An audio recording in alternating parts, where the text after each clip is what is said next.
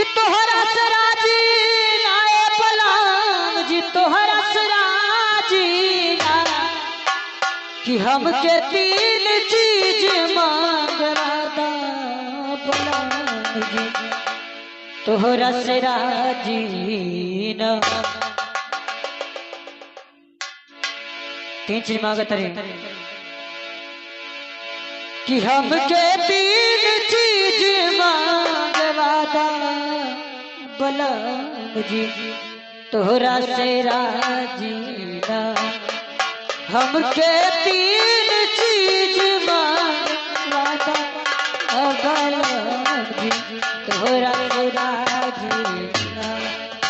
तोहरा से राजी ना पलंग जी, तोहरा से राजी ना।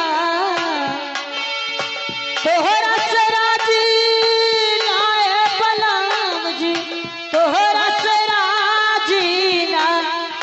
हमके तीन चीज मांगवादा पलंग जी, तोहरा से राजी ना।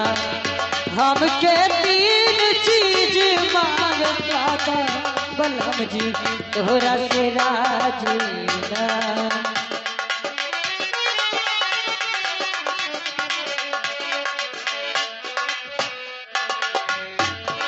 और काका मांगत रहे कि धरती के सारी आकाश के लहंगा, पानी के चोली सिलवादा सिलवादा।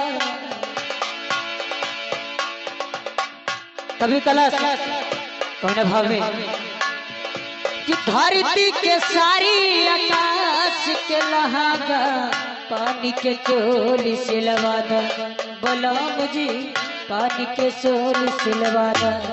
और सूरज के कजरा चल दर मकट कुली हो,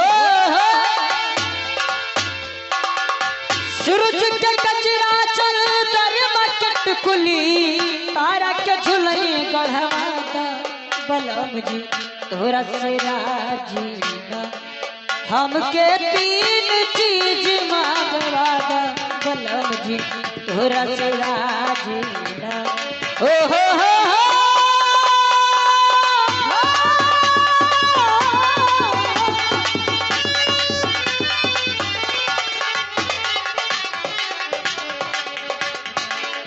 हमके तीन चीज मांगवादा पलंग जी, तोहरा से राजी ना। और दूसरा चीज क्या कहते रहे कि बैल बियाई गाय भइल बाछन, बछरू के दूध दुहवादा। कभी कला सभा में कि बैल बियाई गाय भइल बाछन, बछरू के दूध दुहवादा। बैल बियाई गाय भइल बाछन, बछरू के दूध दुहवादा बलराम जी, बछरू के दूध दुहवादा। रतिया के दिन करा, दिनवा के रात करा, रतिया के दिन करा, दिनवा के रात करा। कि अग्नि के सेज पर सुताती बलराम जी, तोहरा से राजी ना। हमके तीन चीज मांगवादा बलराम जी, तोहरा से राजी ना। हमके तीन चीज मांगवादा बलराम जी।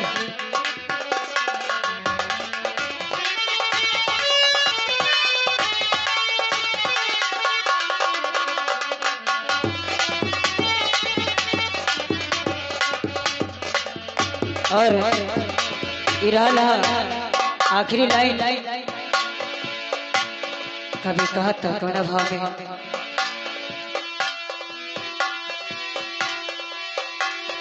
कि हवा के हारी गले पहनादा, मन के भरम मिटादा। कभी कहता कौन भाव में कि हवा के हार गले पहनादा, मन के भरम मिटादा। हवा के हारी गले पहना दा, मन के भरम मिटा दा, मिटा दा, मन के भरम मिटा दा। कहत कबीर सुन रामानंद स्वामी हो, कहत कबीर सुन रामानंद स्वामी, अक्षरे अक्षर समझा दा बलम जी तोरा से राजी न, हमके तीन चीज मंगवा दा बलम जी तोरा से राजी न, हमके तीन चीज मंगवा दा बलम जी तोरा से राजी।